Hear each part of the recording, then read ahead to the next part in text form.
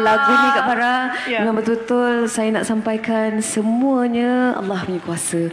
Semua takdir kita, hidup kita, timing kita, cepat lambat, jodoh, ajal, maut, semuanya dari ilahi. Jadi terhasillah rasa dan takdir. Jadi di kesempatan ini saya juga ingin mengucapkan terima kasih banyak pada kalian semua sampai ke belakang penuh Kak Farah. Ya, betul. Masya Allah. Alhamdulillah. Terima kasih Ustazah yang sentiasa menghiburkan saya. Saya sebelum kahwin pun dengar ceramah Ustazah juga.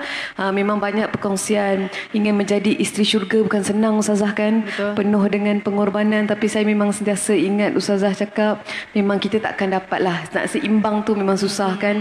Orang putih kata you lose some you win some. Tapi insya-Allah semua pengorbanan itu Allah ambil kira, Allah ambil sebagai kita punya jihad lah kan. Jadi saya doakan kalian semua di sini semoga sihat-sihat selalu, berbahagia selalu. Mudah-mudahan mendapat manfaat hari ini, ilmu-ilmu perkongsian daripada Ustazah kita jadikan sebagai pedoman lah untuk kehidupan kita kan.